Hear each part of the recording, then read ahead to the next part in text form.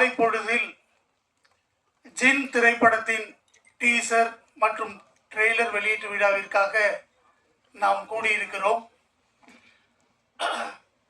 உங்களுக்கு எல்லாம் தெரியும், நேற்றும் இன்றும் நாளையும் இந்த உலகையே ஆட்டி படைத்துக் கொண்டிருக்கும் திரைக்கலையின் ஓர் அங்கமாக தமிழ் துறையுலகின் ஒப்பற்ற இந்த நிகழ்வில் நாம் எல்லாம் இணைந்திருக்கிறோம்.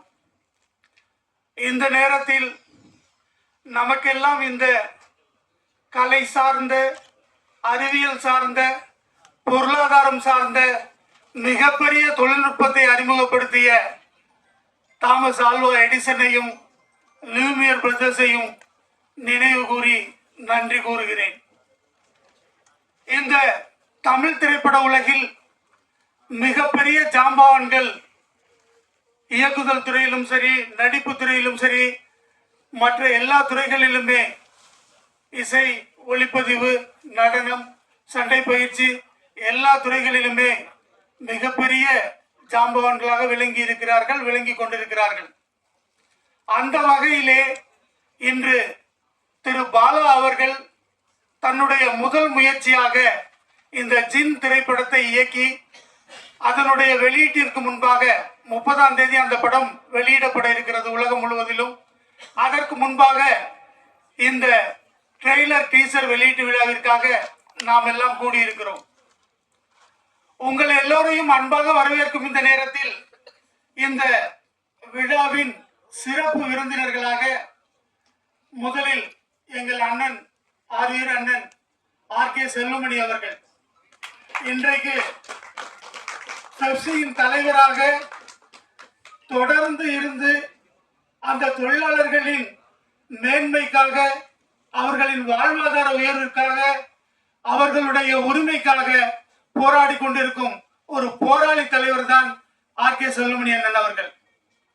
அந்த வகையிலே இன்றைக்கு திரைப்பட தொழில்நுட்பம் சார்ந்த அனைத்து துறைகளுக்கும் ஒரு தலைமை அமைப்பாக விளங்கக்கூடிய, தொழிலாளர்கள் அமைப்பாக விளங்கக்கூடிய அந்த பெப்சியின் தலைவராக இருந்தாலும் எங்களுக்கெல்லாம் அண்ணனாக, திரைப்பட இயக்குனராக மிகப்பெரிய வெற்றி படங்களை தமிழ் துறையில் தந்தவர் தான் திரு ஆர்.கே. செல்லுமணி அண்ணன் அவர்கள். அவர் ஒரு தயாரிப்பாளராக, இயக்குனராக, பெப்சி தலைவராக மிகப்பெரிய அளவில் தன்னுடைய உயர்வான சிந்தனைகளை இந்த திரையுலகிற்காக பயன்படுத்திக் கொண்டிருக்கிறார். அந்த வகையிலே அண்ணன் அவர்களை வருக வருக என வரவேற்கிறேன்.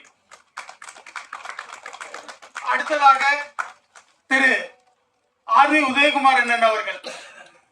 நான் திரைப்பட கல்லூரியில் படித்து முடித்து யாரிடம் உதவியாளராக சேர்வது என்று பல்வேறு இடங்களில் முயற்சி செய்து கொண்டிருந்த காலத்தில் அண்ணன் அவர்களிடம்தான் உரிமை கீதம் படத்தில் கிளாப் பாயாக சேர்ந்தேன். இன்று காலங்கள் உருண்டோடி எங்களுடைய ராஜேஸ்வரிக்கும் எனக்கும் பிறந்த எங்களது மகனான திரு டி.ஆர். பாலா அவர்கள் இயக்குனராக இந்த நிகழ்விலே நான் வரவேற்புரை நிகழ்த்திக் கொண்டிருக்கிறேன். அந்த வகையிலே மிகப்பெரிய வெற்றி படங்களை தமிழ் திரையுலகில் தந்து, உங்களுக்கு எல்லாம் தெரியும், உரிமை கீதம், புதிய வானம், உறுதிமொழி, கிழக்கு வாசல், சின்ன கவுண்டர், எஜமான், சிங்காரவேலன் போன்ற எண்ணற்ற படங்களை தந்த மிகச்சிறந்த இயக்குனராகவும், அதே வேளையில் இன்றைக்கு நம்முடைய தமிழ் திரைப்பட இயக்குநர்கள் சங்கத்தின் தலைவராகவும் விளங்கி கொண்டிருக்கின்ற எங்கள் ஆர்.வி. உதயகுமார் அண்ணன் அவர்களை வருக வருக என வரவேற்கிறேன். அடுத்ததாக விநியோக சங்க தலைவராக இருந்திருக்கிறார், பலருக்கும் வழிகாட்டியாக இருக்கக்கூடியவர், அவரும் எங்களுடைய திரைப்பட கல்லூரியில் படித்தவர் என்ற பெருமை எங்களுக்கு எல்லாம் உண்டு. அந்த வகையிலே திரு கே.ஆர். அண்ணன் அவர்களையும் வருக வருக என வரவேற்கிறேன்.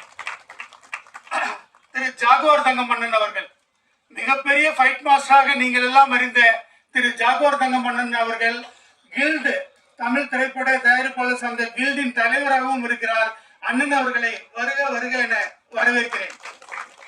திரு மகாவிஷ்ணு அவர்கள் நமக்கெல்லாம் நன்றாக அறியப்பட்ட ஒரு ஆன்மீக சொற்பொழிவாளர், ஒரு ஆன்மீக தலைவர். சிறு வயதிலேயே மிகப்பெரிய அளவில் ஆன்மீகத்தில் தன்னுடைய புகழை நிலைநாட்டி இருக்கின்ற அவரை அன்புடன் வருக வருக என வரவேற்கிறேன்.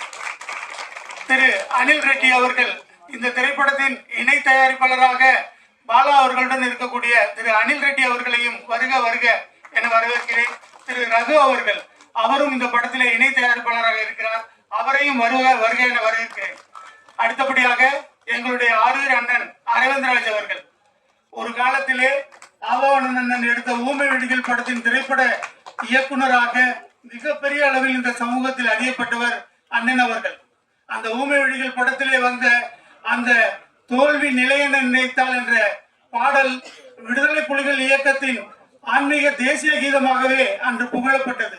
அந்த அளவிற்கு மிகப்பெரிய ஒரு சினிமா ஸ்கோப்பிலே வெற்றி கொடி நாட்டிய ஊமை விழிகள் படத்தின் திரைப்பட இயக்குனர் திரு அரவிந்தராஜ் அண்ணன் அவர்களும் எங்களுடைய திரைப்பட கல்லூரியின் முன்னோடி என்ற வகையில் அவரை வருக வருக என வரவேற்கிறேன். அடுத்ததாக திரு மதியழகன் அவர்கள், தயாரிப்பாளர் சங்கத்தில் உறுப்பினராகவும் மிகப்பெரிய வெற்றி படங்களை தயாரித்தவருமான அண்ணன் மதியழகன் அவர்களை வருக வருக என வரவேற்கிறேன். அந்த வகையிலே எங்களுடைய திரைப்படத்தின் இந்த ஜிம் திரைப்படத்தின் ஒரு மிகப்பெரிய அங்கமாக விளங்கக்கூடிய திரு பாவியா அவர்கள், இந்த படத்தின் கதாநாயகி திரு பாவியா அவர்கள், திரு பாலசரவணன் அவர்கள், திருமதி வினோதினி அவர்கள், அதற்கெல்லாம் மேலாக இந்த படத்தின் கதை நாயகன் அதாவது எப்படி சொல்வது, இந்த ஒரே படத்தில் இந்த டீசர் ட்ரெய்லர் மூலமாக ஒரு மிகப்பெரிய ஆளுமையை இந்த தமிழ் திரையுலகிலே நிலைநாட்டி இருக்கிறார். முகின் ராவ் என்ற பெயரை சொன்னாலே எல்லோரும் ஆர்ப்பரிக்கக்கூடிய அளவிற்கு இந்த தமிழ் திரையுலகில் இந்த வெற்றி படமாக 30ஆம் தேதி வெளியீடு இருக்கிறது. வெற்றி படமாக போகும் இந்த படத்தில் நடித்த கதையின் நாயகன் திரு முகின் ராவ் அவர்களையும் உங்களின் சார்பில் வருக வருக என வரவேற்கிறேன். தயாரிச்சு அவரே இயக்கி வியாபாரம் எல்லாம் முடிச்சு ரிலீஸுக்கும் தயாராயிட்டாரு. என் மனைவி டெய்லி என்ன திட்டிகிட்டே இருப்பாங்க, நீங்களும் தான் சரத் சார் வச்சு ஒரு படம் பண்ணிருக்கீங்க 5.5 கோடிக்கு, இன்னும் விற்கவும் இல்லை ரிலீஸ் பண்ணவும் இல்லைன்னு. ஆனா என் பையன் வந்து ரொம்ப புத்திசாலித்தனமா படத்தை வித்து ரிலீஸுக்கும் கொண்டு வந்துட்டாரு. அந்த வகையில நாங்க ரொம்ப பெருமைப்படுறோம். இந்த படத்தை வந்து மிகப்பெரிய அளவுக்கு ஒரு சக்சஸ்ஃபுல் படமா பண்ணிருக்காரு. இந்த படத்தோட ஃபைட் மாஸ்டர் மேடைக்கு வந்திருக்காரு, அவரையும் வருக வருக என்ன வரவேற்கிறேன். மிகச்சிறந்த சண்டை காட்சிகள் அமைச்சிருக்காரு. அதே மாதிரி இங்க படத்தோட எடிட்டர் தீபக் வந்திருக்காரு, அவரையும் வருக வருகன்னு வரவேற்கிறேன். ஆர்ட் டைரக்டர் வந்திருக்காரு, வருக வருகன்னு வரவேற்கிறேன். மற்றும் இந்த படத்தோட நிறைய தொழில்நுட்ப கலைஞர்கள், நடிகர்கள் எல்லாருமே வந்திருக்காங்க. எல்லாரையுமே இதயபூர்வமா வருக வருக என வரவேற்கிறேன். எங்க பிஆர்ஓ அண்ணன் நிகில்முருகன் அண்ணன் அந்த காலத்திலிருந்தே எல்லா வகையிலையும் எங்களுடைய படங்களை எல்லாம், எங்க படத்துக்கு வேற பிஆர்ஓ இருந்தா கூட, என் நண்பர் ஜான் இருந்தா கூட எங்களை சப்போர்ட் பண்றவர். என்னோட என்கவுண்டர் படத்துக்கெல்லாம் மிகப்பெரிய அளவுக்கு சப்போர்ட் பண்ணாரு. அந்த வகையில இன்னைக்கு பத்திரிகையாளர்களையும் மீடியா நண்பர்களையும் பெருந்திரளா இங்க கூட்டு வந்திருக்காரு. எல்லாருமே எங்க பையனை வந்து சப்போர்ட் பண்ணணும், மீடியால பத்திரிகைகள்ல நல்லபடி எழுதணும். ஏன்னா அவர் வந்து ஒரு இளம் இயக்குனரா அறிமுகமாகிறாரு, முதல் படம் பண்ணிருக்காரு, மிகப்பெரிய முயற்சிகளோட ஓயாத உழைப்போட பண்ணிருக்காரு. அவரை வாழ்த்து எல்லாருமே நல்லபடியா இந்த இண்டஸ்ட்ரியில வழிகாட்டணும்னு கேட்டுக்கிட்டு நன்றி கூறி விடைபெறுறேன். நன்றி, வணக்கம். இந்த ட்ரெய்லரை பார்த்த உடனே எனக்கு பட்டணத்தில் பூதம் ஞாபகம் வந்துச்சு. உங்களுக்கு வந்துச்சா? பட்டணத்தில் பூதம் ஞாபகம் வந்துச்சு. ஒரு திரைப்படம், அது வந்து இயக்குனர் சங்க செயலாளர் பேரரசு அவர்களை வருக வருக என வரவேற்பு. மேடைக்கு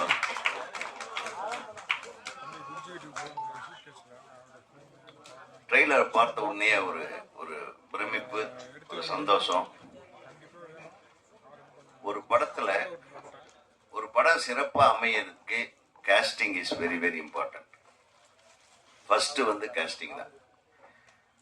அந்த படத்துல வர்ற முகங்கள் எப்படி இருக்குன்னு பார்த்தா எல்லா முகங்களுமே அழகான முகங்களாக இருக்கிறது. அதே மிகப்பெரிய வெற்றிக்கு ஒரு காரணமாக இருக்கும்.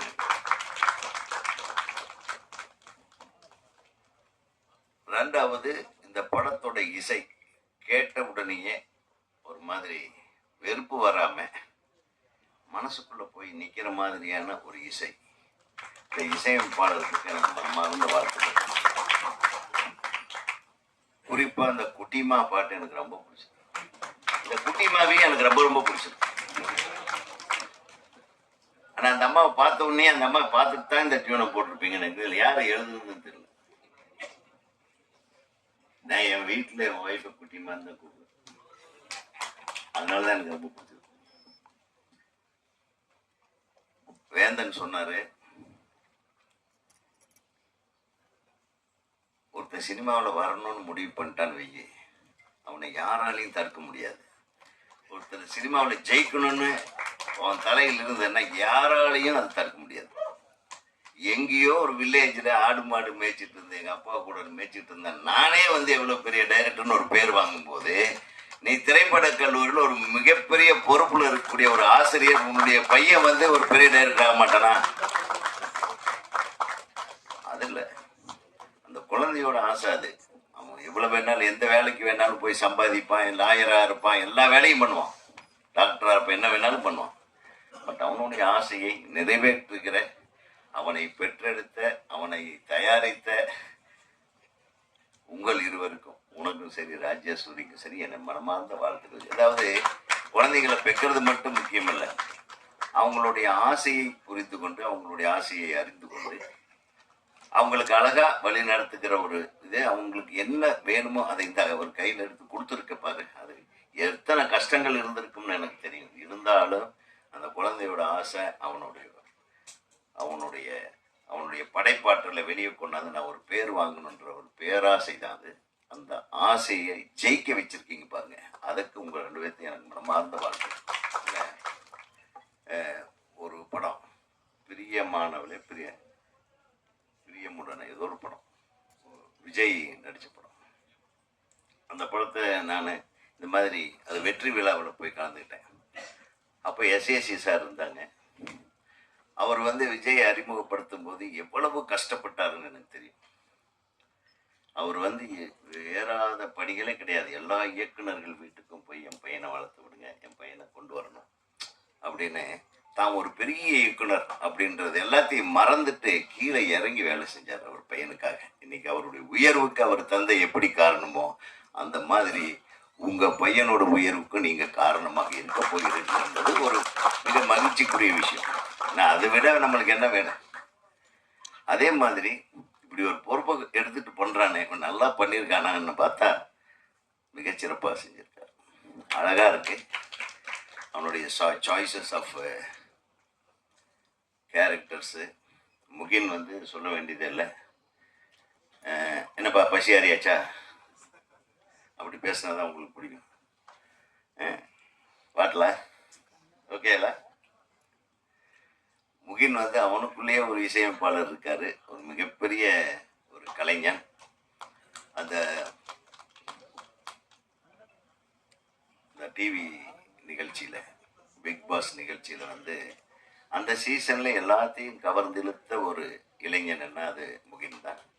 நிச்சயமாக அந்த கவர்ச்சி இன்னைக்கு இருக்கும். கொஞ்சம் வெயிட் போட்டிருக்கீங்கன்னு நினைக்கிறேன், கொஞ்சம் கம்மி பண்ணிக்கிட்டா இன்னும் சூப்பராக இருக்கும். வாழ்த்துக்கள் முகின். உங்களுக்கு ஈக்குவலாக கலைக்காமல் குட்டிமா பின்னிருக்காங்க. ரொம்ப நல்லா இருந்தது அந்த அந்த மேட்சிங் ஆஃப் த ஜோடி. இது எல்லாத்தையும் மீறி ஜின்னு தான் பெரிய வேலையை காட்டுது போல இருக்கு. அந்த ஜின்னை வந்து எப்படி வடிவமைத்திருக்கிறீங்க என்பது தான் இதில் புதுமையான விஷயம். அந்த ஜின்னு வந்து எப்படி ஒவ்வொரு கதாபாத்திரங்களுக்கு கூட சேர்ந்து பயணிக்குது, அதை வந்து வருடி கொடுக்கும்போது அது சந்தோஷமாக உங்களை வச்சுக்கும். கொஞ்சம் அதுக்கிட்ட வேலையை காட்டினீங்கன்னா அது கதாபாத்திரங்களோட வேலையை காட்டு. அதுதான் உன்னுடைய கான்செப்ட்னு நினைக்கிறேன். பட் ரொம்ப என்டர்டெய்னிங் ஒரு மூவியாக, அழகான மூவியாக இது வந்திருக்குன்னே நான் நினைக்கிறேன். தம்பியோட சொன்னாங்க ஃபைட் மாஸ்டர் நல்லா பண்ணியிருப்பாங்க. டெஃபினட்டாக சினிமாட்டோகிராஃபி நல்லா இருந்தது. எங்கே கேமராமேன் ஷூட்டிங் அவர் பிஸியாக தான் இருந்தாகணும், ஏன்னா அவரும் நல்ல கேமராமேனாக இருக்காங்க. ஸோ அவருக்கும் சரி. அப்புறம் இவங்க வினோதினி வந்து நிறைய படங்களில் பார்த்துருக்கேன். அது எந்த கதாபாத்திரம் வந்தாலும் பிரமாதமாக பண்ணுவாங்க. அந்த கதாபாத்திரத்துக்கு அடையாளம் வந்து வினோதினி தான். நிறைய படங்கள் பார்த்துருக்கேன். உங்களுக்கு உங்கள் வாய்ஸ் ஒரு பெரிய ப்ளஸ்மா. ஒரு ஒரு ஒரு ஒரு இண்டிஜினியஸ் வாய்ஸ், ஒரு ஸ்பெஷல் வாய்ஸ்னே சொல்லலாம். அதை ரொம்ப நல்லா பண்ணுறீங்க. அதோட இந்த மேடையில் அமர்ந்திருக்கும் எனது அன்பு சகோதரர் புரட்சி போராளி ஆர்கே செல்வமணி அவர்கள், அவர் நிறைய பேசுவார், நான் அவருக்கு வழிவிடணும். அப்புறம் மாண்புமிகு நீதியரசர் அவர்கள் இருக்காங்க, அவங்கெல்லாம் ஃபர்ஸ்ட் டைம் அவங்க இந்த மேடையில் ஏறி இருக்காங்கன்னு நினைக்கிறேன். ஒரு திரைப்பட விழா மேடையில் இல்லை, நிறைய வந்திருக்காங்க. அவங்க பேச்செல்லாம் கேட்கணும். அவன் என்னுடைய குருநாதர்னு சொல்லலாம். ஏன்னா ஊமை விழிகள் தான் நம்மளும் ஆரம்பித்தோம், அது கூட ஒட்டிக்கிட்டு அப்படியே அவங்க நிழலில் வளர்ந்தாலும் நம்ம. அதனால் அரவிந்த் சார் வந்திருக்காங்க. என்னுடைய அருமை தம்பி பேரரசு அவர்கள், அவர் திருப்பாச்சி சிவகாசின்னு அவர் வெடிக்க போகிறாரு அடுத்தது. அப்புறம் எங்களுக்கெல்லாம் அண்ணன் உறுதுணையாக இருந்து எங்கள் ஆரம்ப காலங்களில் எங்கள் திரைப்படங்களை எல்லாம் வெளியிடுவதற்கு ஒரு முன்னோடியாக இருந்து, அவரே ஒரு வெளியீட்டாளராக இருந்து திரைப்படக் கல்லூரி மாணவர்களுக்கெல்லாம் ஒரு கலங்கரை விளக்கம். எங்கே இருந்தாலும் யார் கஷ்டத்தில் இருந்தாலும் நேரடியாக அண்ணனை போய் பார்த்தா அண்ணன் உட்காந்து அமைதியாக இப்படி பண்ணுங்கடா, இப்படி இது பண்ணுங்க அப்படின்னு தோளோடு தோல் கொடுக்கக்கூடிய கேஆர் அண்ணன் அவர்கள், ஐபிஎஸ் ஐயா அவர்கள், அவங்கெல்லாம் வந்தது ரொம்ப சந்தோஷம். ஒரு பெரிய நீதித்துறை, காவல்துறை, திரைத்துறை மட்டும் இல்லாமல் அனைத்து துறையினரையும் நீ அழைத்திருப்பது மனதுக்கு மிக இதமாகவும் சந்தோஷமாகவும் இருக்குது. நம்மளை பற்றி அதுவும் ஆன்மீக குருக்கள் தம்பி வந்திருக்காங்க. அப்புறம் இணை தயாரிப்பாளர்கள் சொன்னீங்க, அவங்க தான் முக்கியமான ஆளுங்க. நம்ம தயாரிப்புன்னு ஆரம்பித்து கஷ்டம் வரும்போது கூட வர்றாங்க பாருங்க, அவங்களுக்கு எல்லாமே ஸ்பெஷல். நம்ம 2 பேர்த்துக்கும் ஸ்பெஷலாக ஒரு கைத்தறி போடும். நிச்சயமாக உங்களுக்காக இந்த படம் ஜெயிக்கணும், கண்டிப்பாக ஜெயிக்கும். உங்களுடைய பங்குக்காக அது பெரிய வெற்றி படமாக எடுத்து நீங்கள் போட்ட காசுக்கு ஒரு 4 மடங்கு உங்கள் கையில் வரணும். அப்போ நம்மளையும் கவனிச்சுங்க என்று கூறி இந்த திரைப்படம் மாபெரும் வெற்றி படமாக அமைய எல்லாம் வல்ல இறைவனை வேண்டி விடைபெறுகிறேன். நன்றி, வணக்கம். ஜின் த பெட் திரைப்பட விழாவிற்கு வரை தந்துள்ள திரைப்படத்துறை சேர்ந்த நண்பர்கள், பத்திரிகையாளர்கள் மற்றும் அனைத்து துறைகளில் வந்திருக்கின்ற அனைத்து நண்பர்களுக்கும் என்னுடைய மாலை வணக்கம். ஏன்னா பேனரோமிக் வீல எல்லா கெஸ்ட்டும் உட்காந்துருக்காங்க, பார்வையாளர்களோட கெஸ்ட் நிறைய பேர் இருக்காங்க. அதனால மிக சுருக்கமாக என்னுடைய உரையை முடிக்க விரும்புகிறேன். இந்த திரைப்படத்தோட இயக்குனர், மிகச்சிறந்த இயக்குனர் டிஆர் பாலா. எப்படி ஒரு டிஆர் சினிமா துறையில் மிகப்பெரிய ஒரு கலக்கினாரோ, அது மாதிரி டிஆர் பாலா அந்த கலக்க வேண்டும்.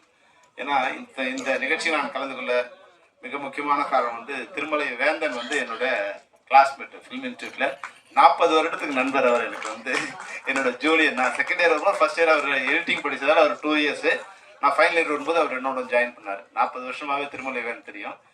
அதாவது சமீபத்தில் ஒரு வாழ்த்துறை வழங்கியதுல மிக அழகான, நீ சுருக்கமா எல்லாரையும் பத்தி பேசின ஒரே வாழ்த்துறை உன்னோட வாழ்த்துறையா தான் இருக்கணும். ஏன்னா 40 வருஷத்துக்கு முன்னாடி நான் சீனியரா இருக்கும்போது அவர் பேசுவார். அதே இனிய மாலை பொழுது ஆரம்பிச்சாருங்க. அவர் ஒரு கதை சொல்லுவார். ஒரு அழகிய கிராமம், அதில் ஒரு அழகிய நதி.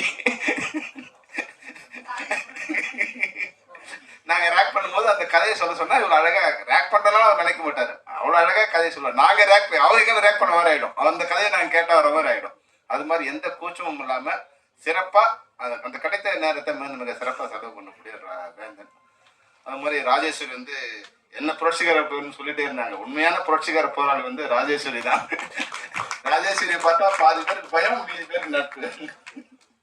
அது 2 பேருமே அவங்க ஒருத்தருக்கு நண்பரா இருப்பாங்க, இல்ல எதிரியா இருப்பாங்க. துரோகியா மட்டும் அவங்க இருக்க மாட்டாங்க. அந்த வகையில மிகச்சிறந்த பெண்மணியாங்க. அவங்க இருவரும் தான் அந்த விழாவை கலந்துருக்கு முக்கியமான காரணம். அப்போ இந்த ட்ரைலரே சாங்ஸை பார்க்கும்போது உண்மையா தமிழ் திரைப்படத்துறைக்கு ஒரு நல்ல ஒரு டீம் கிடைச்சிருக்கு. நல்ல ஒரு இயக்குனர் டிஆர் பாலாங்கிற ஒரு நல்ல இயக்குனர் கிடைச்சிருக்காருன்னு எனக்கு தெரிஞ்சது. உண்மையாகவே மிகச்சிறப்பாக இருந்தது. அந்த ஷார்ட்ஸ்ல இருந்து, கலர்ஸ்ல இருந்து, அது மாதிரி முக்கியமாக நீங்க ஒரு நல்ல ஆர்டிஸ்டா ஹீரோ வரப்போறீங்க. இதே போல எங்களோட எப்பவுமே நட்பா இருக்கணும். அது மாதிரி ஹீரோயின் பவ்யா எனக்கு பார்க்க கொஞ்சம் சமந்தா மாதிரி எனக்கு தெரிஞ்சது. கொஞ்சம் அழகா அந்த ஸ்மைல் ஏன்னா ஹீரோயினை சூஸ் பண்ணும்போதே என்னன்னா 2 விஷயம் நாங்கள் பார்ப்போம். ஒன்று அவங்களோட கண்ணு, இன்னொன்று அவங்களோட ஸ்மைல். அந்த சிரிப்பு அழகா இருந்ததுன்னா நிச்சயமா பார்க்குறவங்கள தன்மைப்படுத்தணும். அது மாதிரி பவ்யாவுக்கு அந்த ஸ்மைல் ரொம்ப ப்ளசண்டாகவும் அழகாகவும் இருக்கு. நிச்சயமா நீங்க உங்களுக்கு தமிழ் திரைப்படத்துறையில இல்ல தென்னிந்திய திரைப்படத்துறையில உங்களுக்கு ஒரு இடம் இருக்கு.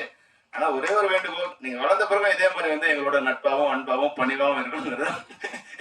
அப்புறம் நீங்க ஒரு 10 பவுன்சரை வச்சுட்டு கதையை கேட்கறதுக்கு மேனேஜர் மூலமா கதையை கேட்காதீங்க, டைரக்டர் மூலமா கதையை கேளுங்க, எழுத்தாளர் மூலமா கதையை கேளுங்க.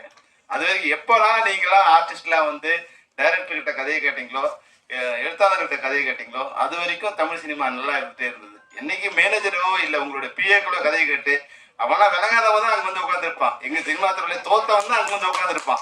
அவன் எங்களை பார்த்து வந்து எங்க மேல அவனுக்கு ஒரு கோவம் இருக்கும். நாங்க ஜெயிச்சவங்களை பார்த்து அவனுக்கு கோவம் இருக்கும் இல்லையா, அவன் எங்களை ஃபில்டர் பண்ணதே இருப்பான். அவனுக்கு யார் சலாம் அடிக்கிறோனோ அவன் தான் அந்த ஹீரோ கிட்ட போறவன் மாதிரியான ஒரு சூழ்நிலை இன்னைக்கு இருக்கு.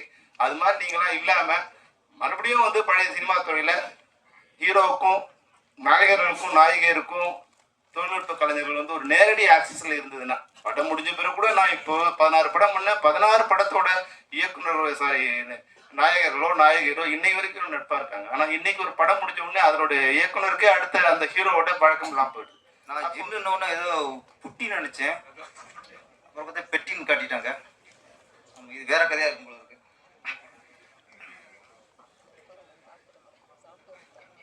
உதயகுமார் சார் வந்து என்ன சார் குட்டிமா சாங், அது குட்டிமா சாங் ரொம்ப ரசிச்சிருக்காரு. நாங்களாம் தத்துவ சாங் ரசிப்போம், செட்டிமெண்ட் சாங் ரசிப்போம். உதயகுமார் சார் தான் இந்த குட்டிமா மாதிரி சாங் ரசிப்பார். அவரு அப்டேட்ல இருக்காரு. செருமொழி சார் வந்து ஒரு ரகசியத்தை சொன்னாரு, இப்போ நானே அதை கத்துக்கிறேன். கதாநாயகை செலக்ட் பண்ணும்போது நாங்கள் கண்ணை பார்ப்போம், அப்புறம் சிரிப்பை பார்ப்போம்னா. இப்போ தெரியுது ஏன் ரோஜா மேடத்தை செலக்ட் பண்ணாங்கட்டு. சிரிச்சா அவ்வளோ அழகாக இருக்கும், மல்லிகைப்பூ மாதிரி இருக்கும். அந்த சிரிப்பு உள்ளதான் நீங்கள் செலக்ட் பண்ணியிருக்கீங்க. படத்துக்கு மட்டும் இல்லை, லைஃப் செலக்ட் பண்ணிட்டாரு. இப்போ எந்த அளவுக்கு உங்கள் சிரிப்பு கவர்ந்து இருப்பாருங்க.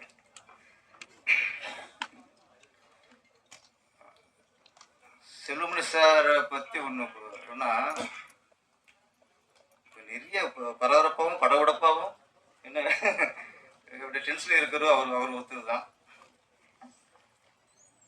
அவர் முதல்ல இயக்குனர், எங்கள் இயக்குனர் சங்கத்தில் தான் செக்ரட்டரியாக இருந்தார், அப்புறம் தலைவரானார். அதுக்கப்புறம் பெப்சி தலைவர் ஆகிட்டார். பெப்சி தலைவரானாலும் ஏதாவது மீட்டிங் போகிறோம், ஏதாவது இப்போ பயனூரில் போய் ஒரு பில்டிங் ஆரம்பிக்க போகிறோம் அப்படின்னா எல்லா சங்கத்துலையும் வர வைப்பாங்க. அப்போ போகணும்னு கேட்பார், நம்ம சங்கத்தில் எத்தனை பேர் வராங்க. சார் நம்ம சங்கத்தில் ஒரு 50 பேர் 60 பேர் வரேன் சார். நம்ம வேற யாராவது பார்க்க போகிறோம் தான் அப்போ கேட்பார், நம்ம சங்கத்துலேருந்து யாராவது வராருப்பார். இப்போ பார்த்தாலும் நம்ம சங்கத்துலேருந்து யார் வர, நம்ம சங்கம் பாரு. இந்த தயாரிப்புல மீட்டிங் இருந்துச்சு, ரொம்ப நாளாக தொடர்ந்துட்டே இருந்துச்சு பேச்சுவார்த்தை. ஆனால் தயாரிப்புல முன்னாடி நாங்கள் அதிகம் திட்டு வாங்கியிருக்கோம். நான் திட்டு வாங்கியிருக்கேன், என்னையோட அதிகம் திட்டு வந்து உதயகுமார் சார் தான். அண்ணே சுமார் நினைப்பார், நான் எல்லா இடத்துலையும் தயாரிப்பு சப்போர்ட்டாகவே பேசுவேன். ஒவ்வொரு வார்த்தையும் தயாரிப்பு உங்கள் அக்கறையில் தான் அவர் எங்களையும் படிச்சிருக்காரு. அவரோட எல்லாம் பேசி வச்சு அந்த புரிந்துணர்வு ஒப்பந்தம் ரெடி பண்ணியாச்சு. எங்களுக்கு வந்துருச்சு. இப்போ மறுநாள் கையெழுத்து போடும். நான் நைட்டில் படித்து பார்க்குறோம், உதயகுமார் சார் படித்து பார்க்குறாரு. நைட்டு நாங்கள் 2 டிஸ்கஸ் பண்ணுறோம். அதில் ஒரு பாயிண்ட்டு இதை கொஞ்சம் பேசிட்டு அப்புறம் கையெழுத்து போடலாம் அப்படின்ட்டு தலைவர் சுட்டார். நானும் ஓகேன்ட்டேன். மறுநாள் மதியம் 3 மணிக்கு எங்களுக்கு அப்பாயின்மெண்ட் பேப்பர் போய் அங்கே கையெழுத்து போடணும். காலையில் தயங்கி சார்கிட்ட கேட்குறேன், சார் இந்த மாதிரி கொஞ்சம் பேசிட்டு அப்புறம் கையெழுத்து போடலாம் சார். டக்குன்னு கோவம் வந்துச்சு. உங்கள் சங்கம் நீங்களே பார்த்துக்கிட்டார். இது வரைக்கும் நம்ம சங்கம்னாரு, திடீர்னு உங்கள் சங்கத்தை நீங்கள் பார்த்துக்கலான்ட்டு டென்ஷனாக போட வச்சுட்டாரு. சரி, எனக்கு ரொம்ப மனசு கஷ்டமாக போச்சு.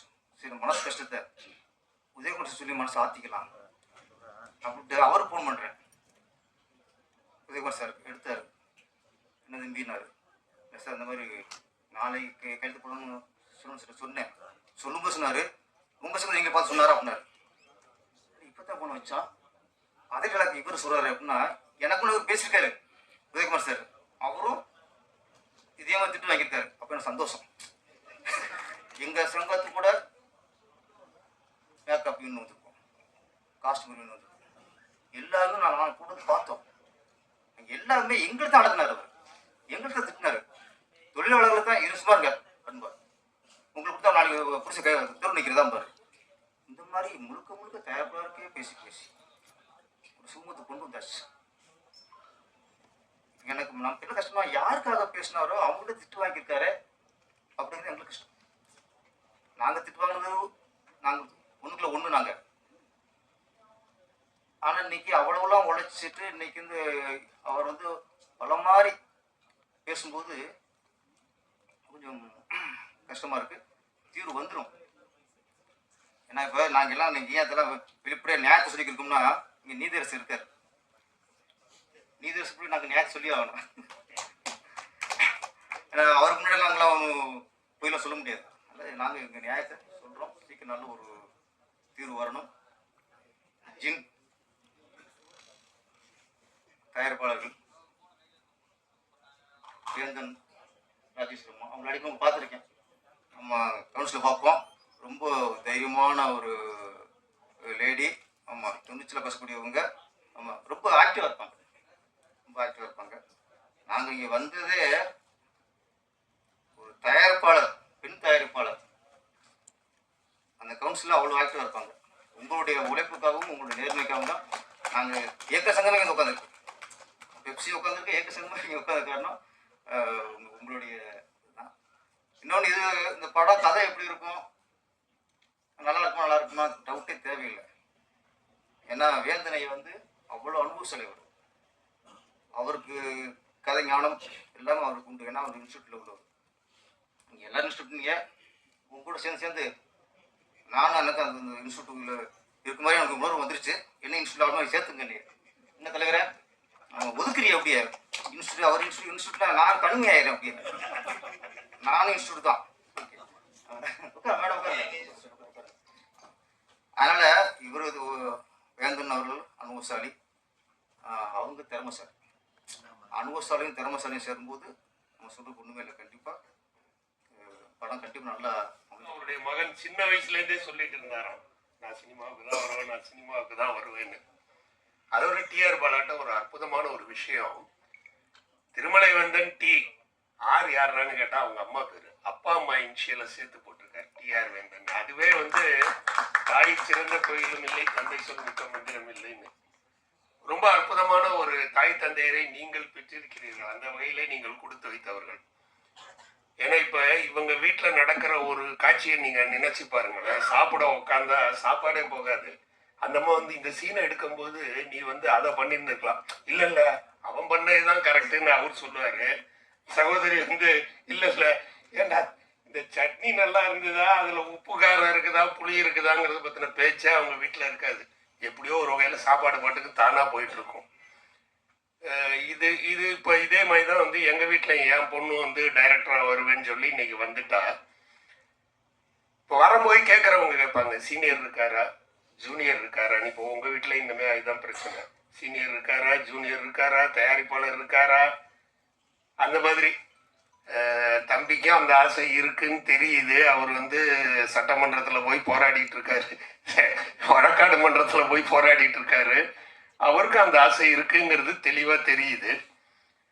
அதனால ஒரு நல்ல கலை குடும்பம் இப்படி ஒரு தாய் தந்தையரை பெற்றது. ஏன்னா சினிமாவுக்கு வராதேன்னு சொல்லி விரட்டப்பட்டவர்கள் நாங்க. சினிமாவுக்கு போய் எதுக்கு படிக்கிற, சினிமாவில் போய் நீ என்னத்தை சாதிக்க முடியும்னு கேட்டுட்டு இல்ல இல்ல நான் சினிமாவுக்கு தான் வருவேன்னு சொல்லி பிலிம் இன்ஸ்டியூட்ல வந்து படிச்சவனாலாம். ஆனா உங்களுக்கு வந்து அற்புதமா வந்து வரும்போதே அந்த வாய்ப்பு வந்து கிடைச்சிருக்குது. அது வந்து இப்படிப்பட்ட தாய் தந்தையை பற்றி மீண்டும் மீண்டும் சொல்றோம். உங்களுக்கு வந்து மிகப்பெரிய ஒரு அதிர்ஷ்டம். ஜின்னுங்கிறத பத்தி நம்ம சொல்லவே வேண்டாம். நான் ஏதோ ஒரு இதுல படிக்கும் போது படிச்சேன், ஒரு குட்டிச்சாத்தான், அதாவது 16 குட்டிச்சாத்தானுக்கு தலைவன் ஒரு பூதமும், 16 பூதத்துக்கு தலைவன் ஒரு பேயம், 16 பேய்க்கு தலைவன் ஒரு ஜின்னா. அந்த ஜின்னுங்கிறது வந்து அப்படிப்பட்ட அந்த பேய்கள்ல வந்து ஒரு கேட்டகரி இருக்குது. அந்த கேட்டகரியில இப்படி ஒரு சிறப்பான இடத்தை பெற்றிருக்கிறது இந்த ஜின். உண்மையில எனக்கும் அந்த பட்டணத்தில் பூதம் வந்து ஞாபகத்துக்கு வந்தது. ஏன்னா பட்டணத்தில் பூதம் பார்த்து பரீட்சையில மார்க்க கோட்டை விட்ட ஆட்கள்ல நானும் ஒருத்தன். எல்லாருமே நிறைய பேர் இருப்போம் அந்த பீரியட்ல இருந்தவங்க எல்லாருக்குமே. அதுலயும் கடைசியா அந்த பூதம் வந்து பிரிஞ்சு போகும்போது சின்ன வயசுல வந்து நம்ம கண்ணுல தண்ணி வரும். ஐயோ என்னடா இது, அவரை சுற்றுவாங்க வேற, அவர் நடிப்பு கேட்கணுமே ஜீபூம்பா, அப்படி ஒரு இது. நிச்சயமாக எனக்கு தெரிஞ்சு இது லீவுல மாத்திரம் இந்த படம் வந்திருந்ததுன்னு வச்சுக்கோங்களேன், பட்டையை கிளப்பி இருந்திருக்கும். அதை நம்ம மிஸ் பண்ணிட்டோம்னு தான் நான் நினைக்கிறேன். குழந்தைங்க பரிசு லீவில் வந்திருந்ததுன்னு வச்சுக்கோங்களேன், பட்டே கிடத்திருந்திருக்கும் படம். ஆனாலும் இது நல்ல ஒரு தீம். ஏன்னா ஒரு என்டர்டெய்னிங்கான ஒரு மூவி வந்து ரொம்ப நாள் ஆகுது. அதுலேயும் குழந்தைங்களை என்டர்டெயின் பண்ணுறது. இங்கே பேசும்போது யாரோ சொன்னாங்க, அதாவது வந்து பேய்ங்கிறது மேலே எங்களுக்கு பயமே விட்டு போச்சுன்னு. அது உண்மையாயிடுச்சு. ஏன்னா குழந்தைங்கள்லாம் இன்னைக்கு வந்து ரொம்ப சந்தோஷமாக பார்த்து ரசிச்சிட்டு இருக்காங்க. அது மாதிரி இந்த படம் இசையமைப்பாளர்கள் அவங்க இரட்டையர்களை பற்றி வந்து சொல்லியே ஆகணும். ரொம்ப அமைதியாக ரொம்ப அடக்கமாக உட்காந்துருக்காங்க. ஆனால் படத்தில் வந்து அவ்வளோ ஆர்ப்பாட்டமாக இசையமைச்சிருக்காங்க. நிச்சயமாக வந்து உங்களுக்கு நல்ல எதிர்காலம் இருக்கிறது. பத்திரிகை நண்பர்கள் வந்து நான் இது ரொம்ப நிகழ்ச்சி வந்து தாமதமாகிடுச்சு. அவன் தயாரிப்பாளர்கள் புதுசு, அதுக்காக நீங்கள் அவங்கள மன்னிக்கலாம். ஆனால் இருந்தாலும் அவங்க செலக்ட் பண்ணது புது தயாரிப்பாளர்கள் இருந்தாலும் ஒரு லக்கி பிஆர்ஓ நம்ம நிக்கில் முருகன் இருக்காரு. எப்பவுமே அவர் இருக்கிற இடம் கலகலப்பாக இருக்கும். ஆர்கனைஸ் பண்ணுற ஸ்டேஜில் அந்த ஸ்டில் எடுக்கிறதுக்கெல்லாம் வந்து பர்ஃபெக்டாக பண்ணுவார்.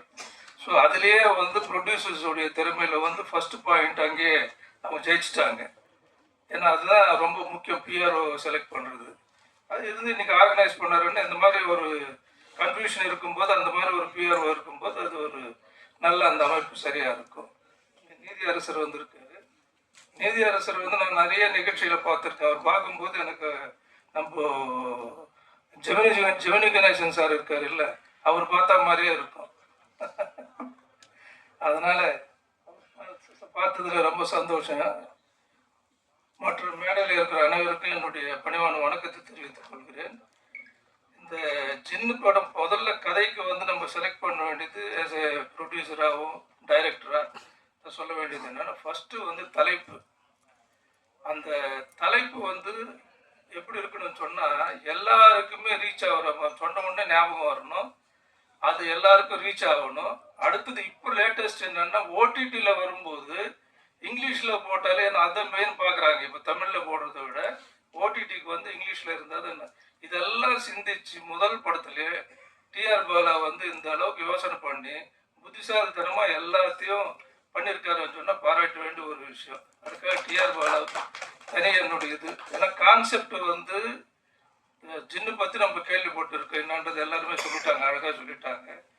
நான் இந்த ட்ரெய்லரை வந்து ஒரு 4 நாள் முன்னாடி ஒரு படம் பார்க்க தியேட்டருக்கு போயிருந்தேன். அங்கே இந்த ட்ரெய்லர் போட்டாங்க. போட்ட உடனே அந்த கலர் கரெக்ஷனு, அந்த கிரேடிங்கு, அந்த விஷுவல்ஸ் பார்க்கும்போது ஒரு டிஃப்ரெண்ட்டாக ஒரு ஹாலிவுட் ஃபிலிம் மாதிரி ஸ்டார்ட் ஆச்சு. அப்புறம் ஃபஸ்ட்டு இன்ட்ரோ ஹீரோ வர்றார். யார் நல்லா இருக்க என்ன பையன்னு சொல்லிட்டு அப்போயே நான் நினச்சேன் செலெக்ஷன் அங்கே. அதுக்கப்புறம் ஹீரோயின் பார்ப்போம் நம்ம நக்குல் பிரீத் சிங் இருக்காங்கல்ல, அவங்கன்னு நினச்சேன். அப்புறம் பார்க்கும்போது தான் சரி உங்கள் பேர் தெரியல, இருந்தாலும் அவனும் பாராட்ட வேண்டிய ஒரு முகத்தை செலக்ட் பண்ணியிருக்கேன். காம்பினேஷனு அந்த ஹீரோயின் வந்து டெஃபினட்டாக நல்ல ஃப்யூச்சர் அவங்களுக்கு இருக்குது. நமக்கு வந்து ஆர்டிஸ்ட் பற்றாக்குறைக்கு இன்னைக்கு அவங்க 2 பேருமே நமக்கு கிடைச்சிருக்காங்கன்னு இண்டஸ்ட்ரிக்கு நினைக்கணும். அதனால அவங்கள பாராட்டியே தேரணும். டைரக்டர் தான் பாராட்டணும். அதுக்கு அருமையாக செலக்ட் பண்ணியிருக்காரு. கதை பொறுத்தவரையில் என்னென்னா, இந்த ஜின்னு பற்றி உங்களுக்கு சொல்லணும்னு சொன்னால், இந்த கான்செப்டில் புது கான்செப்டு. ஆனால் இப்போ எங்கள் மாதிரி ஆளுங்களை எடுத்தோம்னா ஃபஸ்ட்டு இந்த மாதிரி கான்செப்ட் வந்து ஈடி வந்து ஈடின்னு ஒரு இங்கிலீஷ் படம், ஸ்டீவன் ஸ்பில்பர்க் வந்து டைரக்டர். அதை பேஸ் பண்ணி குட்டிச்சாத்தான் எடுத்தாங்க. குட்டிச்சாத்தான் உங்களுக்கு தெரியும், மைடியர். குட்டிச்சாத்தான் வந்து 3Dயில் வந்தது. அந்த படத்தை நான் தான் டிஸ்ட்ரிபியூட் பண்ணேன், தமிழ்நாடு, ஆந்திரா, எல்லா இடத்துலையும். ஸோ அந்த கான்செப்டில் வரக்கூடிய சில்ட்ரன்ஸ் பேஸ்டு சப்ஜெக்ட் இது. ஏன்னா டெஃபினட்டாக இந்த ஜின்னு செய்யக்கூடிய வேலைகள், அதில் நடக்கிற இதெல்லாம் கேட்டதெல்லாம் எப்படி கொண்டு வந்து கொடுக்கும், செய்யும், போவோன்றது, அதில் ஃபீலிங்ஸு, சென்டிமெண்ட்ஸ் எல்லாமே கொண்டு வரலாம். லவ்ல இருந்து இது மேலே 30ஆம் தேதி ரிலீஸ் ஆகி ஜெயிக்க போகுதுன்னு சொல்கிறதெல்லாம் வேஸ்ட்டு. ஆல்ரெடி ஜெயிச்சுட்டாங்க. எந்த அளவுக்கு ஜெயிக்க போகிறாங்கன்றது தான் நம்ம இந்த படத்தில் பார்க்க வேண்டிய ஒரு விஷயம். அந்த அளவுக்கு என்னென்ன பிஸ்னஸில் கேட்கும்போது ரொம்ப சந்தோஷமாக இருந்தது. படங்களே விற்க முடியல, வாங்கிறதுக்கு ஆள் இல்லைன்ற சூழ்நிலையில் வந்து இப்படி ஒரு ரிசல்ட் வந்து வருதுன்னு சொன்னால் பாராட்ட வேண்டிய ஒரு விஷயம். ஆக அதுக்காக தனியாக டிஆர் பாலு ப்ரொடியூசராக பாராட்டுறேன். அதே நேரத்தில் அனில்குமார் ரெட்டியும் பாராட்டுறேன். மற்ற அசோசியேட் ப்ரொடியூசர்ஸ் இதெல்லாம் இருக்காங்க, எல்லாம் அந்த டீம் மொத்தம் பாராட்டுறேன். மியூசிக் பொறுத்தவரையில் என்னென்னா உண்மையில் பாராட்ட வேண்டிய விஷயம். மியூசிக் வந்து ஃபஸ்ட்டு படத்துக்கு எவ்வளோ ப்ரைஸுக்கு போயிருக்குன்னு சொல்லும்போது அருமையான விஷயம். அதில் அந்த மியூசிக்கில் என்னன்னா போனது விலை போனது மட்டும் இல்லை, லிரிக்ஸ் வந்து பாதிக்காம அந்த மியூசிக் வந்து அழகா இருக்கு. அதாவது ஜாம் ஆகாம ஜாரிங்கா இல்லாம வந்து மியூசிக்கும் நல்லா இருக்கு. எல்லாமே அருமையாக பண்ணியிருக்காங்க. Art director, choreography, photography, DOP எல்லாமே எக்ஸ்ட்ராடனரியா இருக்கு. ஒன்று கூட அதான் சொல்றேன், எதுவுமே வந்து ஒரு சாதாரண டெபு டைரக்டர் பண்ற மாதிரி இல்லை, எக்ஸ்பீரியன்ஸ் டைரக்டர் பண்ற மாதிரி இருக்கு.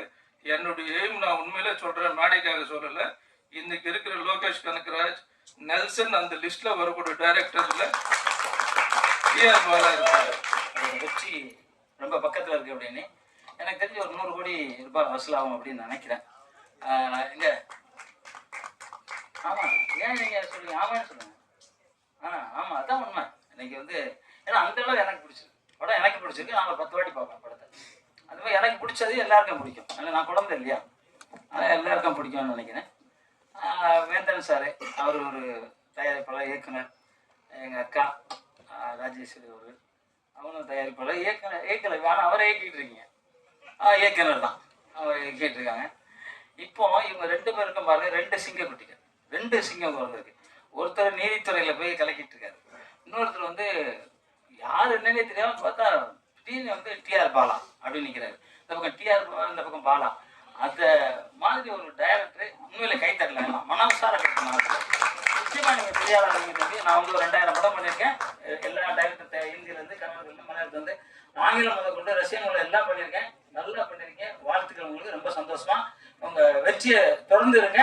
எப்பவும் எல்லாரும் சொன்ன மாதிரி அம்மா அப்பா மதிங்க. உலகத்தில் அம்மா அப்பா தான் தெய்வம். அந்த அம்மா அப்பா என்ன இன்னைக்கு மதிக்கிறீங்களோ நீங்கள் தோல்விங்கிறது உங்களுக்கு கிடைக்கவே கிடைக்காது.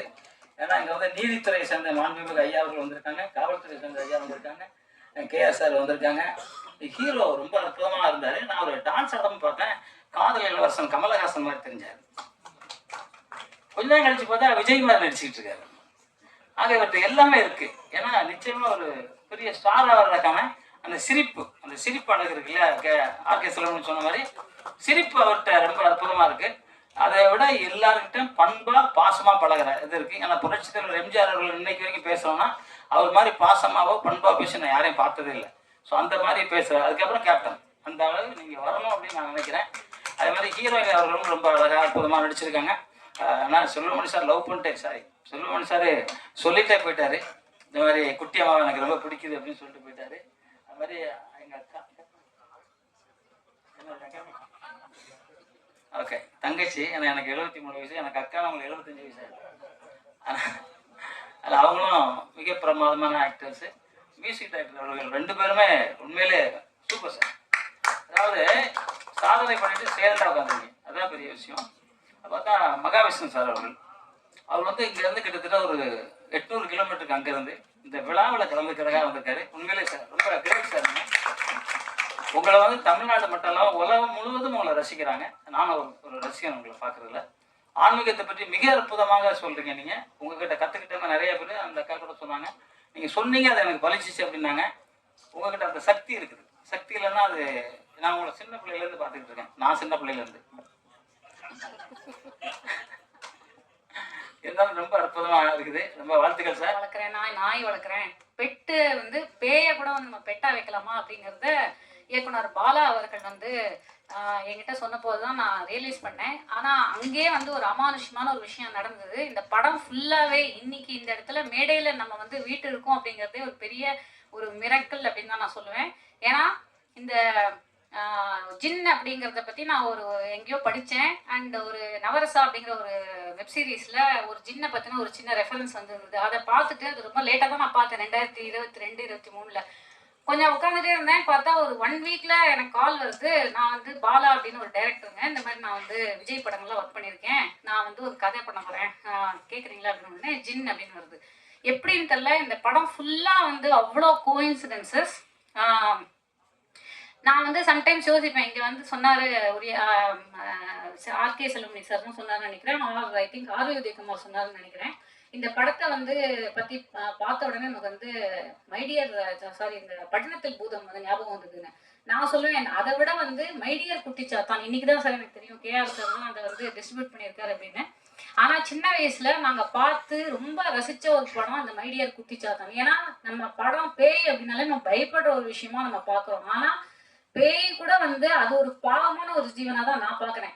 ஏன்னா இங்க வந்து பாத்தீங்கன்னா பேய், பூதம் ஆர் கடவுள், ஆன்மீகம், இது அமானுஷ்யம் ரெண்டுமே வந்து இந்த இன் யாங் பட்டர்ஃப்ளை எஃபெக்ட் எல்லாமே வந்து ஒன்னாதான் நான் பாக்குறேன். அது ஒரு பாசிட்டிவ் எனர்ஜி அப்படின்னு நம்ம சொன்னோம்னா அது வந்து ஒரு ஆன்மீகமா மாறுது. அதே ஒரு நெகட்டிவ் எனர்ஜியா மாறும்போது அது வந்து நம்ம ஒரு அமானுஷ்யமா நம்ம பாக்குறோம். ஸோ இந்த படத்துல வந்து இந்த மைடியர் குட்டிச்சாத்தம் அந்த மாதிரி வந்து ஒரு ஒரு என்டிட்டி ஒன்று இருக்கும்.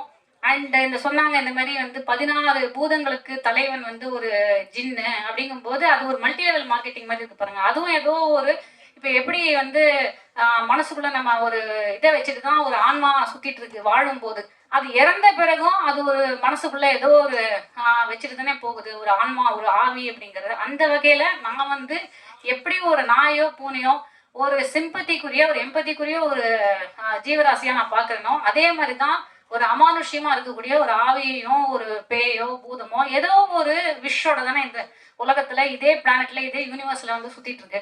அந்த வகையில பார்க்கும்போது நம்ம அதை பெட்டா, அதுவும் வந்து ஒரு சில்ட்ரனுக்கு தரக்கூடிய ஒரு ஹாரர் ஃபேண்டசி காமெடி அந்த மாதிரி ஒரு படமா வந்து உருவாக்கி இருக்கிறது, இந்த கதையை உருவாக்கி இருக்கிறது முதல்ல வந்து பாலா அவர்களுக்கு மிகப்பெரிய வாழ்த்துக்களும் பாராட்டுகளும். கீ பர்சன் அப்படின்னு தான் சொல்லணும். ஏன்னா அவர் வந்து இந்த வைரல் ஸ்டார் அப்படின்னு சொல்லி ரீசெண்டா ஐ திங்க் வனிதா மேடத்துக்கு ஒரு பேர் கொடுத்தாங்க நினைக்கிறேன், வைரல் ஸ்டார் வனிதா. ஆனா உண்மையா அந்த வைரல் ஸ்டார் அப்படிங்கிறது பாலா அவர்களுக்கு தான் பொருந்தும். ஏன்னா அவர் வந்து நல்லா பாருங்க, அவர் வந்து பயங்கர லக்கியான ஒரு பர்சன். இந்த கதையை ஆரம்பிச்சதுல இருந்து அவர் சொன்ன எந்த ஒரு டேட்லயும் மாற்றமே இல்லாம ஷூட்டிங் நடந்தது. அண்ட் அவர் வந்து சொல்லுவாரு இந்த இடத்துல நம்மளால இதை பண்ண முடியாது அப்படின்னு நினைக்கிறேன் அப்படிங்கும்போது கரெக்டா அது பண்ண முடியாம போயிடும். ஆனா அவர் வந்து அதுக்கப்புறம் ஒரு பேட்ச் ஒர்க் வந்து ஒரு டேட்ல வந்து ஃபிக்ஸ் பண்ணுவாரு. கரெக்டா அந்த டைம்ல எல்லாரும் வந்து கூட்டிடுவாங்க. கரெக்டா எந்த ஒரு ப்ராப்ளம் இல்லாம அந்த படம் வந்து நடந்து முடிஞ்சிடும்.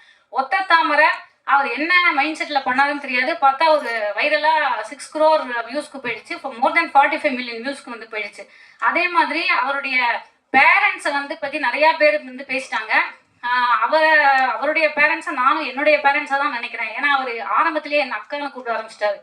ஸோ நானுமே வந்து வேந்தன் அப்பா அண்ட் வந்து ராஜேஸ்வரி அம்மா அப்படின்னு அவங்களை வந்து அழைச்சேன். அவங்க பேரண்ட்ஸ் வந்து இவரை எப்படி பார்க்குறாங்கன்னு தெரியல, but I think he's a very very lucky son for his parents. ஏன்னா அவர் மூலமா அவங்க இன்னைக்கு நான் ஒவ்வொருத்தர் பேசும்போதும் அவரை வந்து பற்றி பேசும்போதும் எனக்கு என்ன புரியுதுன்னா அவங்களுடைய பேரண்ட்ஸுக்கு அவர் எந்த அளவுக்கு ஒரு பெருமையை சேர்த்திருக்காரு அப்படிங்கறத நல்லா புரிஞ்சுக்க முடியுது. அண்ட் அவர் வந்து இயக்குனர் அவர்கள் சொன்ன மாதிரி ஒரு 3 டைப் ஆஃப் ப்ரொடியூசர்ஸ் இருக்காங்க. அப்படிங்கும்போது பாலா அவர்கள் இந்த படத்துல not only as a director, நான் முதல்ல அவர் வந்து ஒரு சிறந்த ப்ரொடியூசரா நான் பாராட்டேன். ஏன்னா ஒரு பேமெண்ட் பாக்கி கூட இல்லாம படம் ஆரம்பிக்கிறதுக்கு முன்னாடி எல்லா ஆர்டிஸ்டுக்கும் கரெக்டான டைம்ல அட்வான்ஸை போட்டு லாஸ்ட் டப்பிங் முடிய அன்னைக்கு எக்ஸாக்டா பேமெண்ட்டை வந்து எல்லாருக்கும் வந்து கிளியர் பண்ணி கொடுத்துட்டாரு. அண்ட் இன்னைக்கு சொன்ன மாதிரி அவர் வந்து அந்த பிசினஸ்லயும் அவ்வளோ தெளிவா அதை எப்படி அந்த படத்தை ப்ரொமோட் பண்ணி இவ்வளோ பேரை திரட்டி இன்னைக்கு வந்து கொண்டு வந்து சேர்த்துருக்கணும் அப்படிங்கிறதுல மிகப்பெரிய ஒரு நல்ல ஒரு சிறந்த ப்ரொடியூசராகவும் தமிழ் சினிமாவுக்கு அவர் கிடைச்சிருக்காரு அப்படிங்கிறதுலாம் இந்த இடத்துல நான் சொல்லிட்டு வருவேன்.